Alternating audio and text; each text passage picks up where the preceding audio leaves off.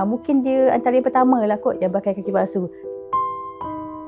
Ketika berada di puncak kerjaya sebagai jurutera di sebuah syarikat minyak dan gas gergasi negara, Siti Norazlina Noh membuat keputusan berhenti kerja demi menjaga anak keduanya, Fahri Al-Hazim Zainul Anwar, yang dilahirkan dengan sindrom jalur amniotik atau ABS.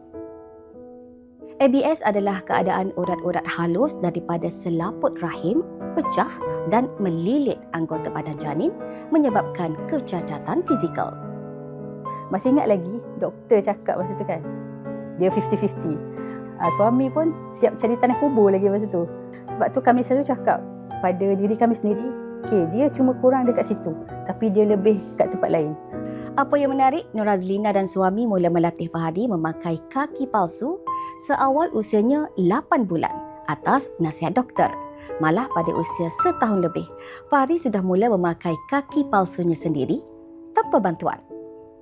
Masa dia kecil tu, kami tak pernah cakap, tak boleh buat, jangan buat.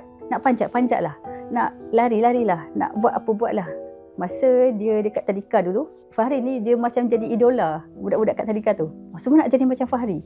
Sampai kan diorang cakap apa dekat mak ayah diorang, saya pun nak kaki macam Fahri. Kaki palsu.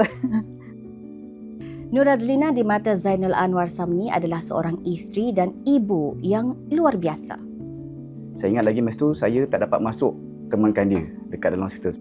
Dia call dengan nangis-nangis. Dia cakap, abang, anak kita lain, anak kita tak ada kaki. So itu antara satu lowest moment dia lah. And then since on, saya tak pernah nampak lagi lowest moment than that. Zainul menyaksikan sendiri bagaimana sifat positif serta jiwa besar isterinya mendidik dan membentuk pribadi Fahri serta 3 anak mereka yang lain tanpa mengenal erti penat lelah. Hidup dengan dia, tak ada satu hari yang biasa-biasa. Semuanya luar biasa untuk saya. Saya bukanlah suami hari ini ataupun keluarga saya pun tak adalah sehebat hari ini kalau bukan dia.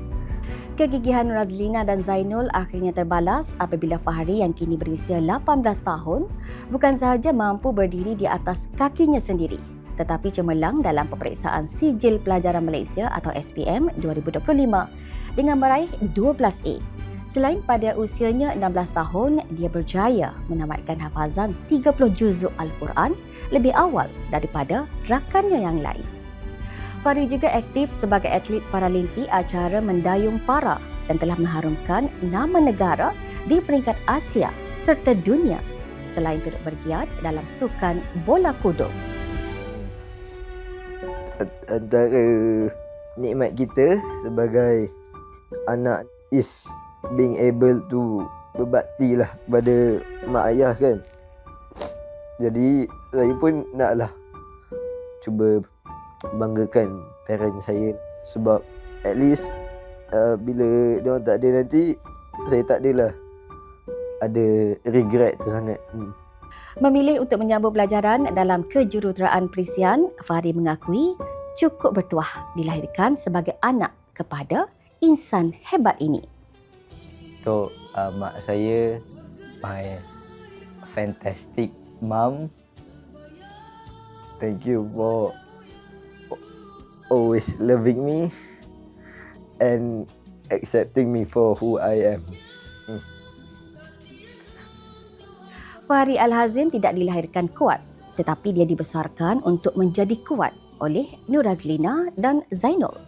Usaha mendapatkan kaki palsu pertama Fahri hampir mustahil apabila tiada yang sanggup menerima kes bayi 8 bulan tersebut.